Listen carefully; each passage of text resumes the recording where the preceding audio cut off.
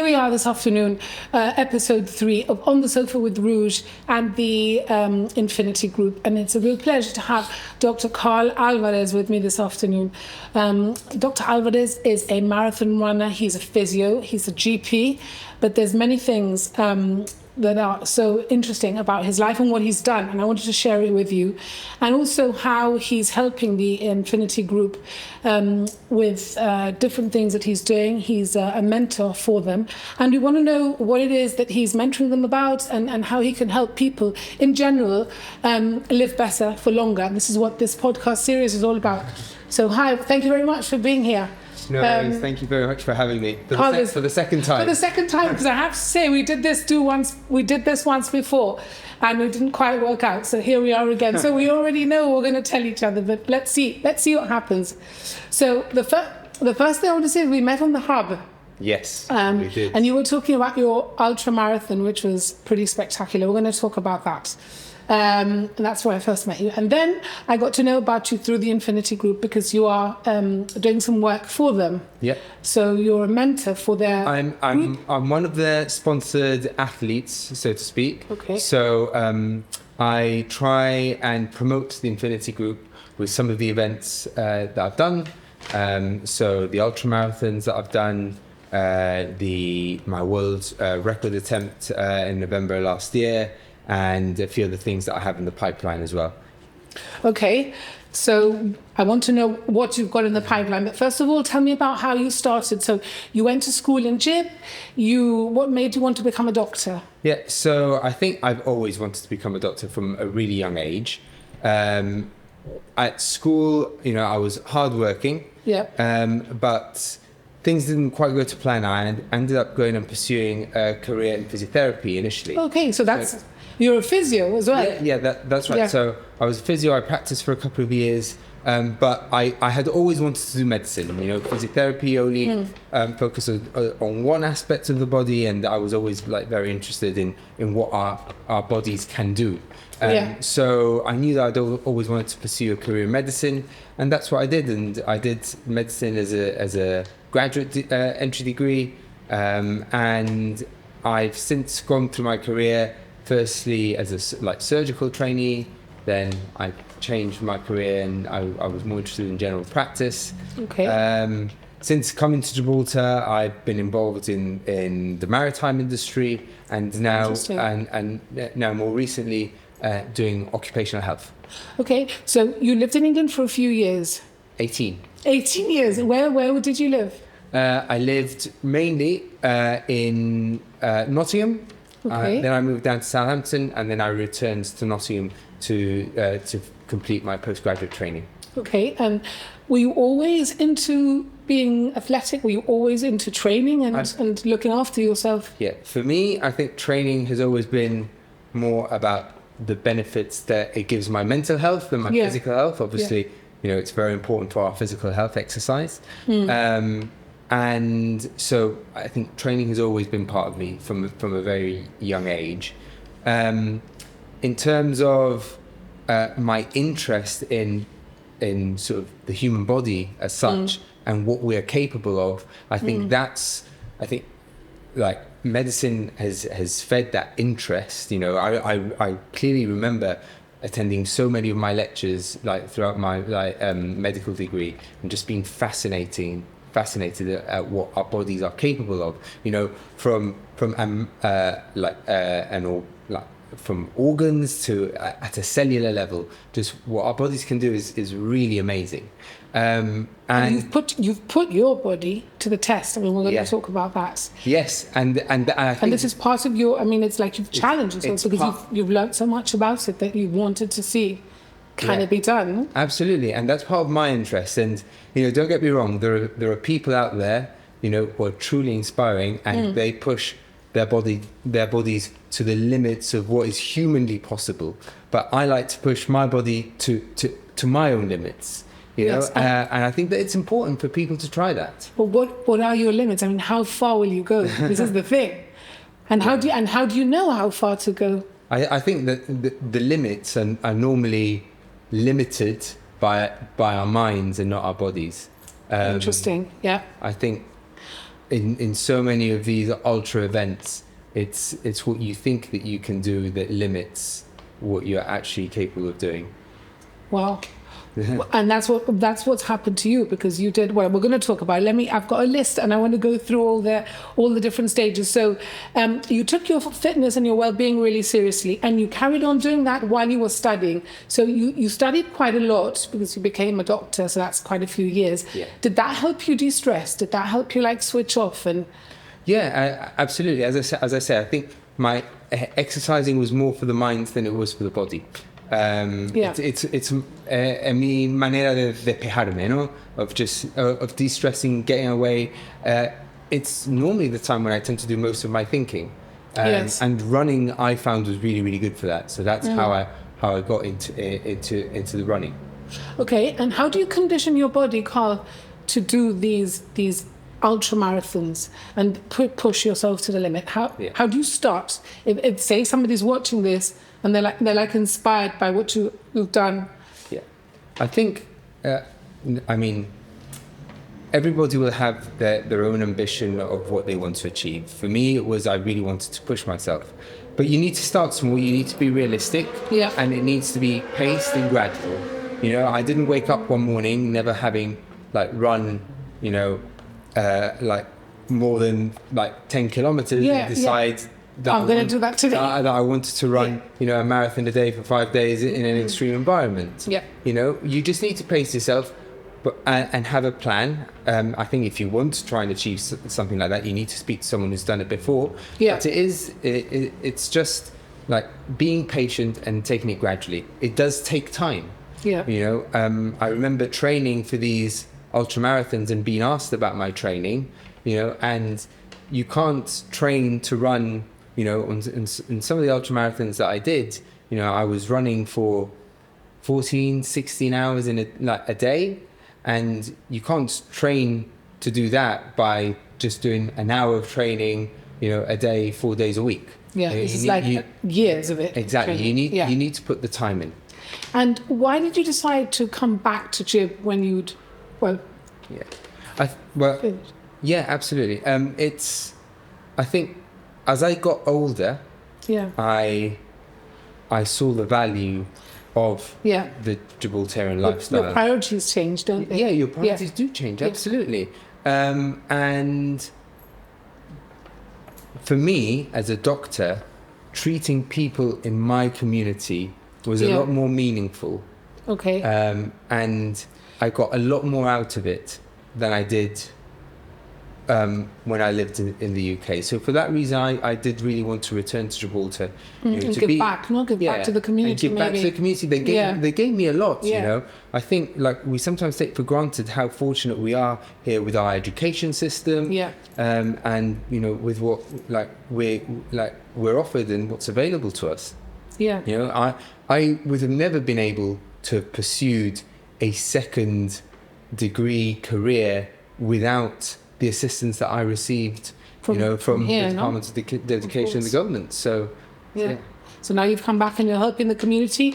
And what has that been like? Has it been a massive change for you too? Yeah, I mean, it has its challenges, but I think it's the rewards way outweigh the challenges and the downside.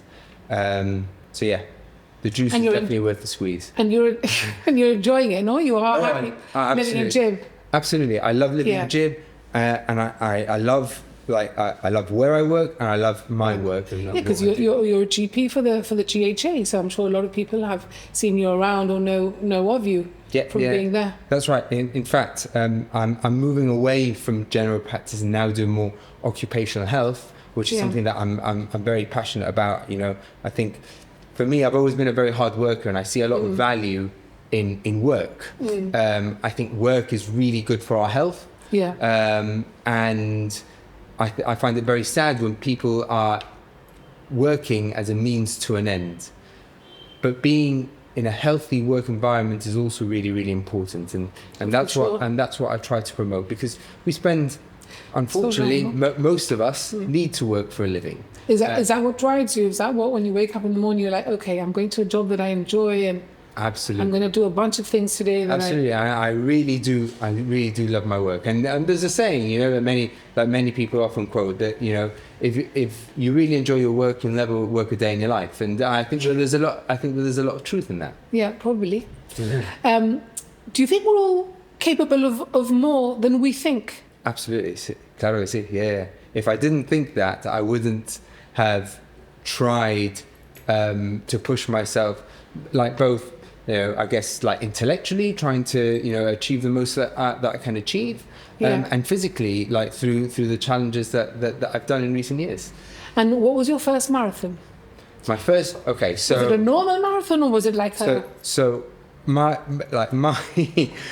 my running career went like this. I did my first ever marathon was in 2012, and that was the London Marathon. And straight after that, I thought, I'll never run another marathon again. And then a year later, I'm like, I'm going to do an ultra marathon now. And I had not run another official marathon until I did the Marathon des Sables in 2015. Oh my gosh, I know about that because somebody has done it from Jib. Yeah, Gary's done it from Jib. Welsh Gary. Yeah, absolutely. And I remember because I was on the radio at the time and I interviewed him and it was grueling. He did it in 4 days. No, 5 days. So the Marathon des Sables is 6 days. Yeah. And he did it in 2016. So he did it a year after I did it with my then wife. And wow. And he did really, really well. But and was that the first time you put yourself into like an extreme situation? Was it in the desert? Yeah. So really that's hot. right. So that one is in the Sahara, and it was grueling. Like 50 degrees plus heat. And you're running on sand. Running on sand. Running in inverted commas. Really? How on earth what goes through your head when you? Everyone asks me, like, if you put the training in for an event like that. Yeah. The training is worse than the event, because when you're training and you put in so many hours, bear in mind, like, I'm not a professional athlete. I'm not paid to do anything. No. So this is something that I'm putting myself for fun. through. You're doing it for fun. doing it. So when you're training, you need to balance it with your work life, with your social life, with your family life, with everything.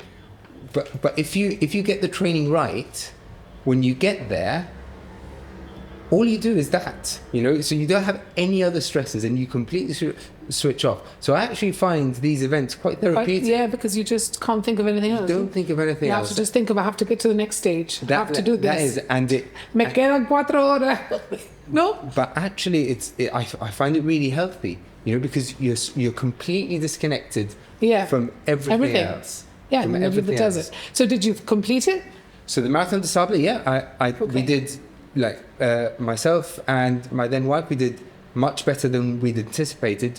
We came 212 and 214 respectively out of 1,300 competitors. Very good. Yeah. Well done. And then after that...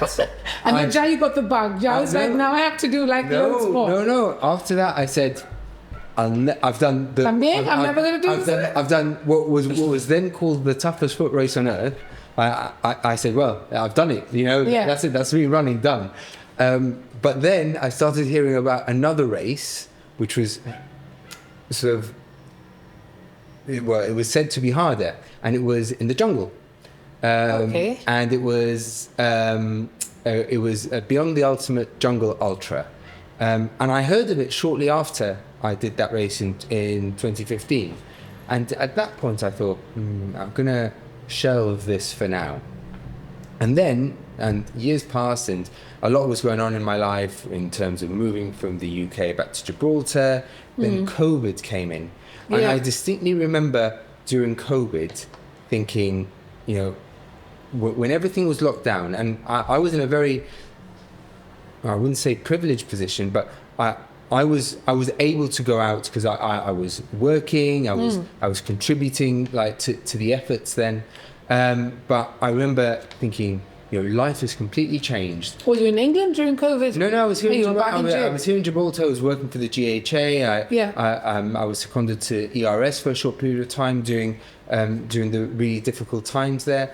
But I just remember, like, life has completely changed as we know it. I said, if if things ever go back to any form of normality, I'm going to go back to really challenge myself physically, because I just felt that my body really needed it, and my mind. And then when things started to open up again, we were able to travel. I remember calling and having a conversation with the CEO, the owner of Beyond the Ultimate, and he was telling me about a series of ultramarathons. Oh my, the five events in different environments, and he said, and no one has ever completed them all. And I said, well, you know what? I think I might sign up to all of them and do them in a year. And he said it was impossible, and to this day, no one's done it yet. But I gave it a good attempt. Wow, 5 different extreme environments. Yeah. So I did an extra one, but it was actually four ultramarathons in 4 extreme environments, and then there was an extra one which was a bit of an add-on. Okay. But it, just as if you didn't have enough. Yeah? they were amazing. You're a sucker for punishment, Karl. You really are. Mira, one question that's important, like what is harder to control, your body or your mind when you're going through these events? Well, I think that the mind controls the body. So I think if you can control your mind, then your body will respond, because the body is just such an amazing machine. You know, just when you think that it can't go anymore, like it gives you more if you ask of it, and if you're in the right frame of mind. You know, I think provided it has the basics: water, food, nutrition, sleep. You know, like treating your muscles well. You give it a few basic things, and it will. And it performs. It will perform. Okay, tell me some anecdotes about these 4 events that you did. The build up to it, once you were in it, and then because something happened in between that you had to stop, or you. Yeah. I remember you telling me that. So. Yeah, that's right. I think so. I already alluded to it a little bit earlier, that I did try to be the first person ever to complete this series in the space of a year. And the order I did the races in was, well, I did the odd one out, which was the Savannah first, and I placed 9th in that race.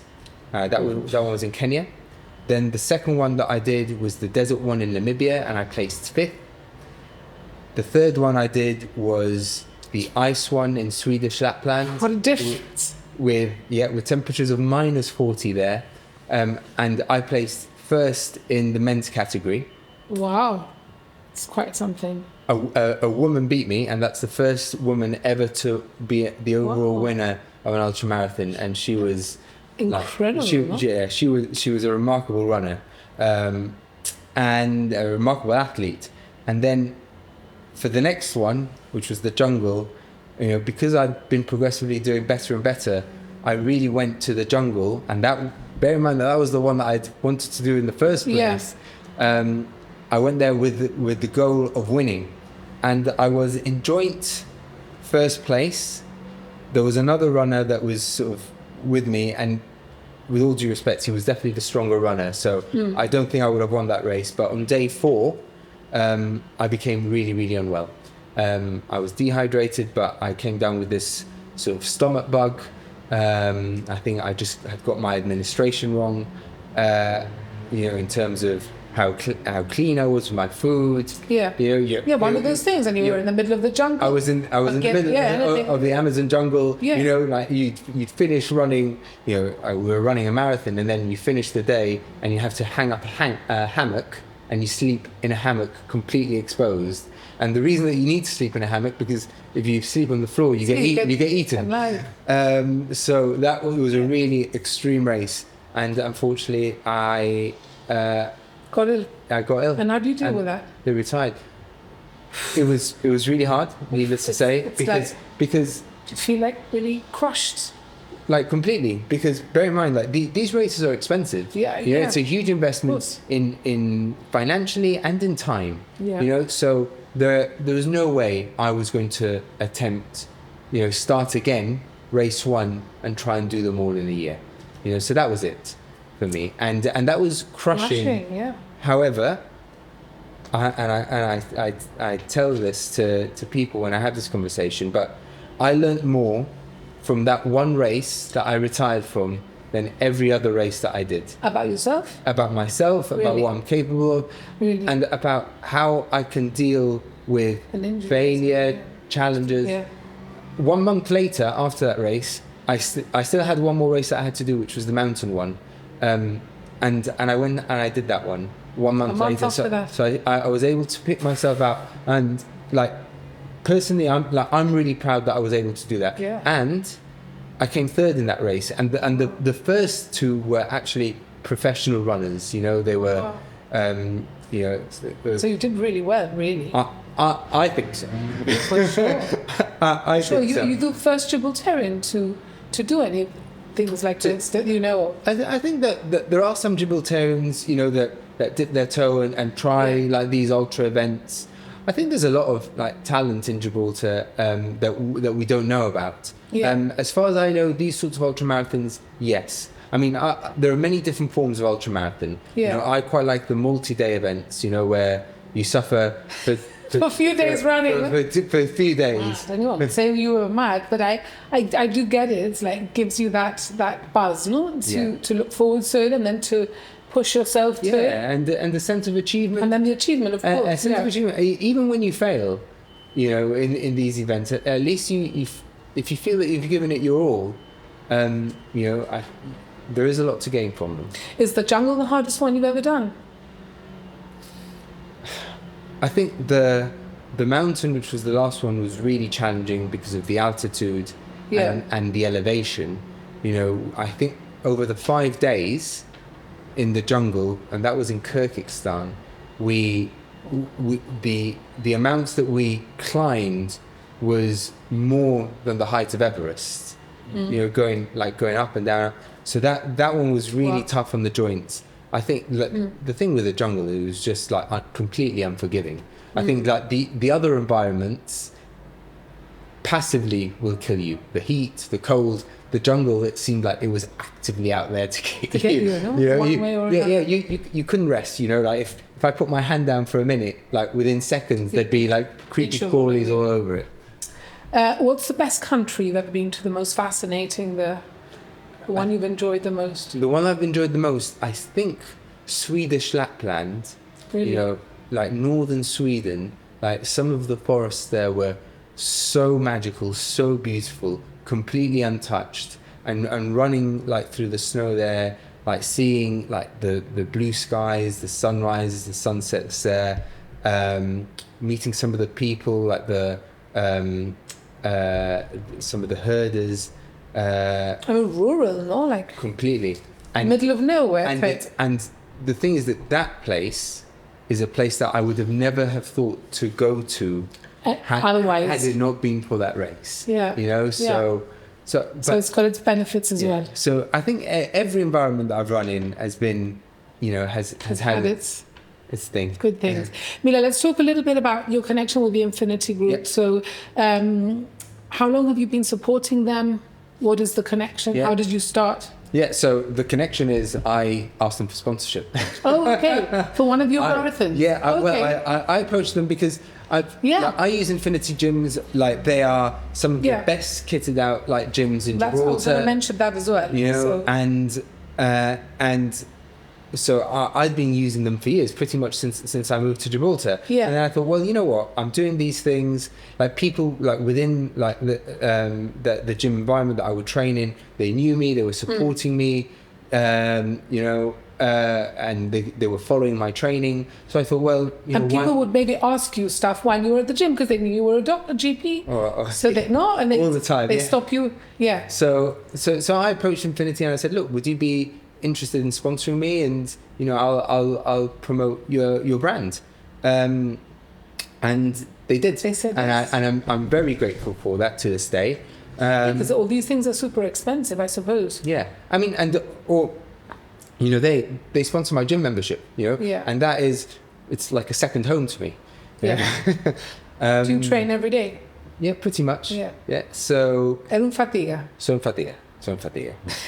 As are many people, eh? Yeah. I'm one of those 6 a.m. people, who's always there, and it's always the same group, and it's quite a big group. There are loads of us. It's so many people are very conscious about their health, their fitness. Yeah. And it's great to see. It's great to see as a doctor as well.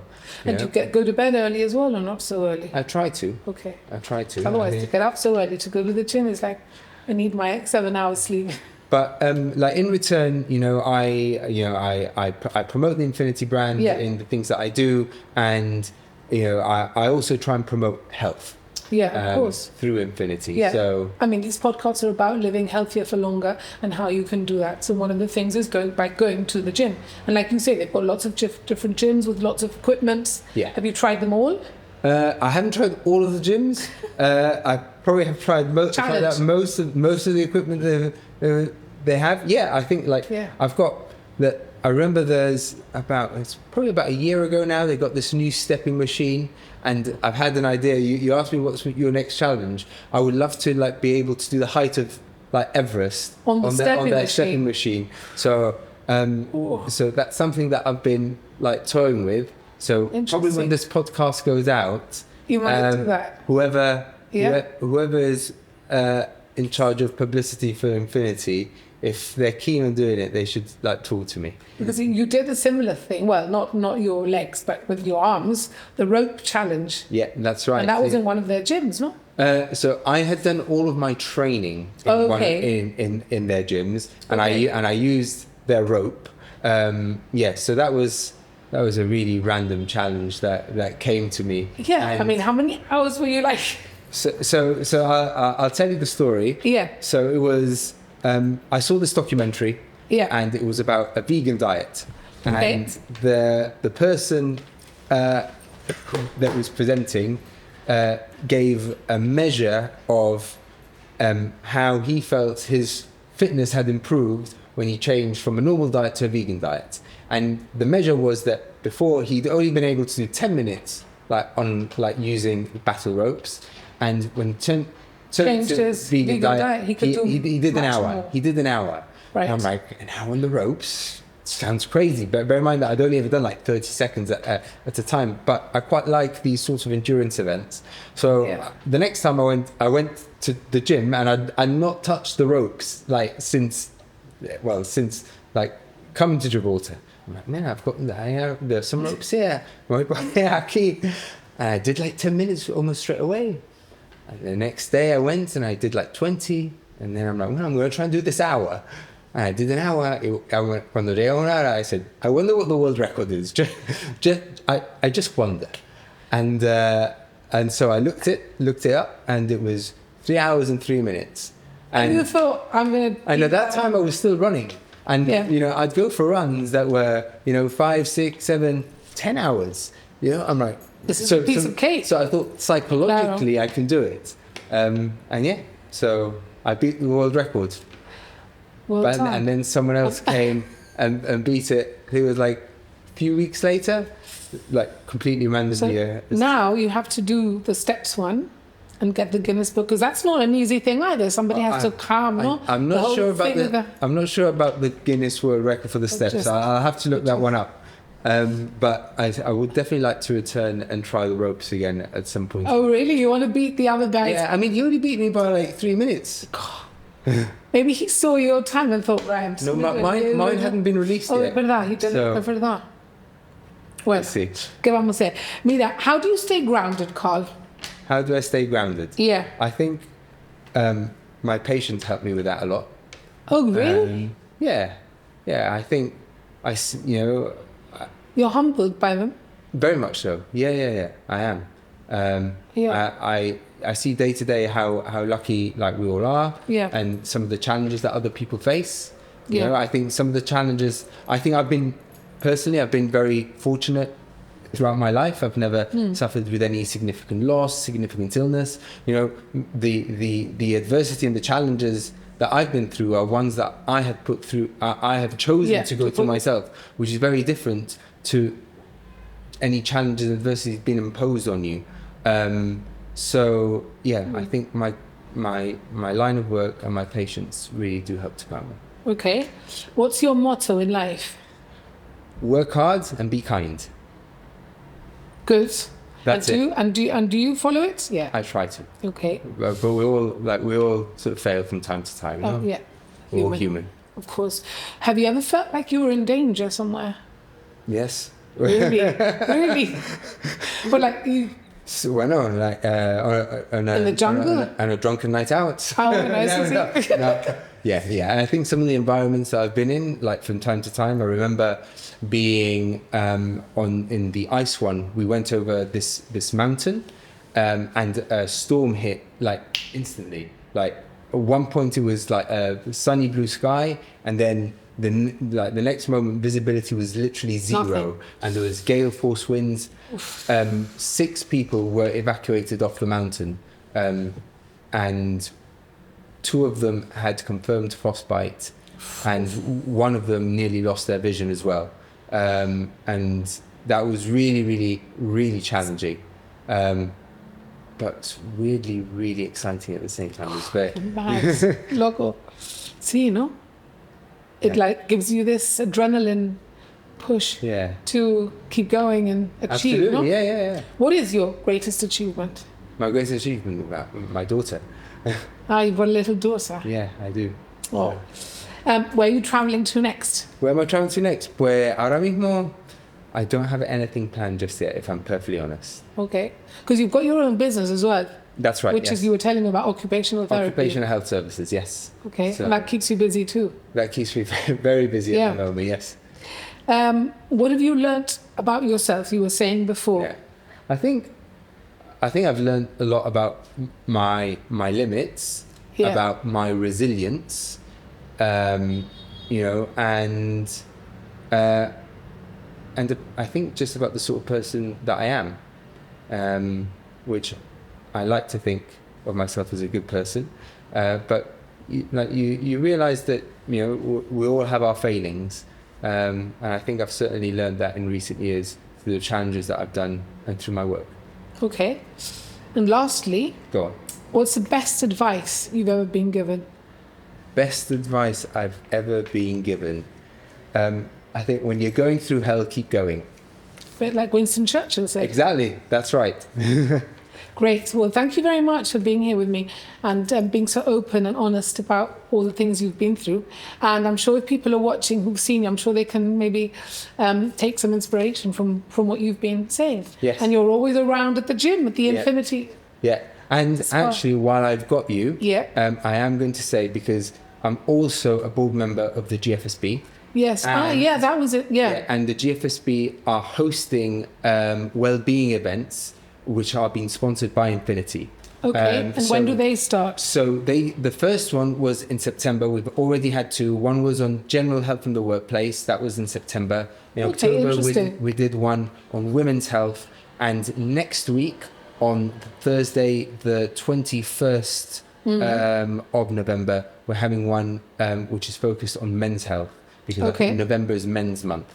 Okay, great. So you're speaking at these events? I'll be hosting it. We've got really interesting speakers, including Dr. Owal, who's medical director of Infinity. Yeah, I've chatted to him before. Yeah, exactly. And so if anyone's interested in signing up for that event, then they should go to the GFSB website, and it'll give them a link to Glow Up, which is another platform that GFSB use to sign up to all of our events. Brilliant. So please do that. Yes, great. Well, thank you very much, and thank you everybody for watching.